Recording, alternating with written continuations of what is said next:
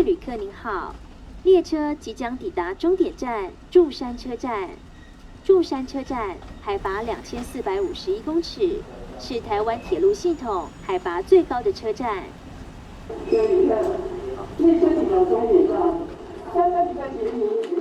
山里面天色未明，老画家随着人群走下了火车，背着画具来到了海拔2400公尺的山顶上。破晓时分，他拿起了画笔，眺望着远方的山棱线，准备迎接朝阳从玉山背后缓缓浮现的那一秒钟。晚年的杨三郎并未停止对风景的探索，并且始终在尝试把握自然世界变换颜色与光影的奇异时刻。而在他的绘画世界里，台湾岛上的色彩变化又有什么样的呈现呢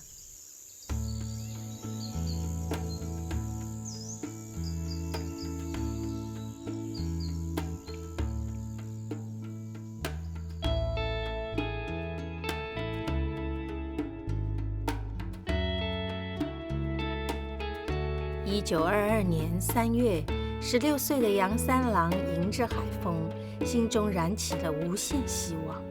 那一年，他擅自离开了大稻埕的老家，搭上轮船前往日本学习绘画。在日本京都，杨三郎顺利考进了当地的美术学校，学习到西洋画的创作方法。数年后，他的技巧逐渐成熟，并且开始在台湾与日本的画坛崭露头角。特别是在日本民间美术团体春阳会所举办的展览当中，他屡有作品入选。其中《慈善妇人像》以妻子许玉燕为主角，描绘出台湾女性气质高雅的面貌。这不仅成为杨三郎生涯当中的经典之作，也让他被推荐为首位出身台湾的春阳会会友。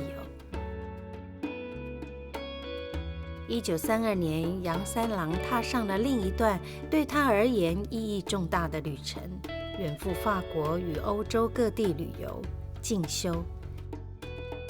这段期间，他的许多创作都以巴黎的城市风景为主题，作品还曾入选当时欧洲备受瞩目的秋季沙龙。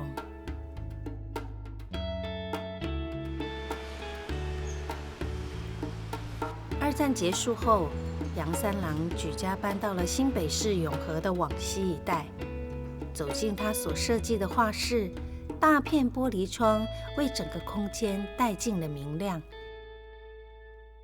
屋内的摆设则记录了他在世界各地旅游作画的足迹。后来，他绝大部分的作品也都在这个空间里完成。在绘画当中，杨三郎总是不断地探求自然世界的诠释方法。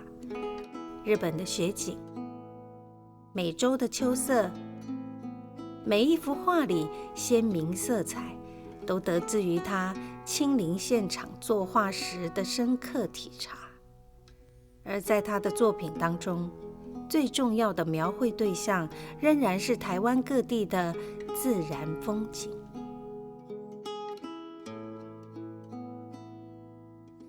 在台湾中南部山间地带，杨三郎曾经好几次从不同的角度描绘玉山的身影。在1984年完成的这幅《玉山日出》，表现了冬至时节太阳从玉山主峰与南峰之间浮现的景象。画里的天色初亮，树丛、崖壁与连绵山脉颜色仍旧阴沉，但在山的棱线之上，朝阳的光芒已经点亮整片天空，仿佛下一刻便要唤醒整个世界。同一时期，杨三郎也热衷于描绘东北角海岸的景色。1986年的《序》描绘的是海边的日出时刻。从远方渐渐升起的太阳，使得画面里的岩壁逐渐明亮了起来。海洋上汹涌的波涛拍击着海岸，雕凿出岩石的线条起伏。自然世界的瞬息万变，在这幅画里获得了精彩的呈现。